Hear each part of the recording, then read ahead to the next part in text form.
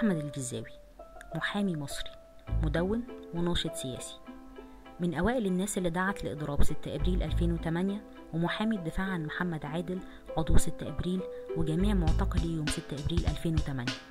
كان ليه مؤتمرات كتيرة ضد الاحتلال الصهيوني ومكافحة الاستعمار، نظم كتير من المظاهرات والوقفات تضامنا مع غزة، تضامن مع البنات المنتقبات اللي كان بيتم منعهم من دخول الامتحانات.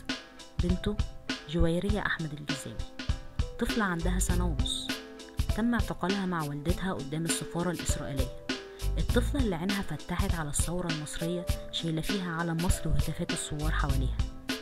المحامي والناشط الحقوقي أحمد الجزاوي تم اعتقاله وهو رايح معتمر للأراضي السعودية بعد صدور حكم غيابي من محكمة سعودية بالحبس 1 سنة والجلد 20 جلدة، وده عشان ما أسموه بالعيب في الذات الملكية، وده نتيجة لمطالبته بحقوق المصريين المعتقلين في السعودية وانتقاده لسياسات السلطات السعودية بتوقيف عشرات المصريين بالمملكة في قضايا مختلفة.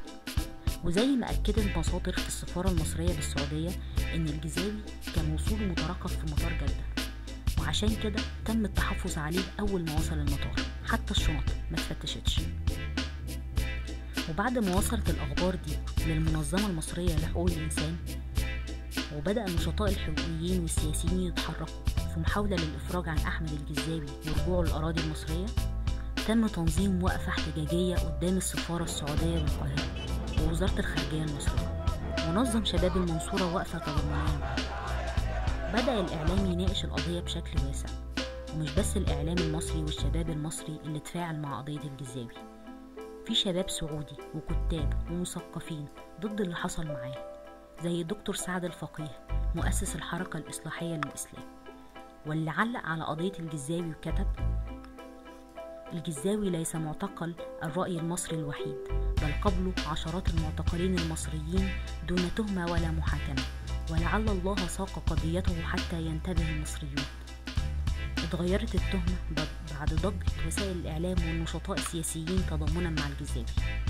اتهموه تجهيز المخدرات زي ما اتهمت وزارة الداخلية المصرية خالد سعيد.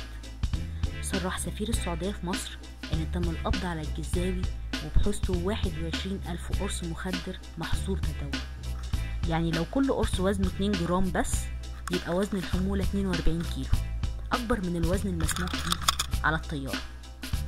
بالإضافة إن زي ما أكدت زوجته إن الشنط حتى ما اتفتشتش.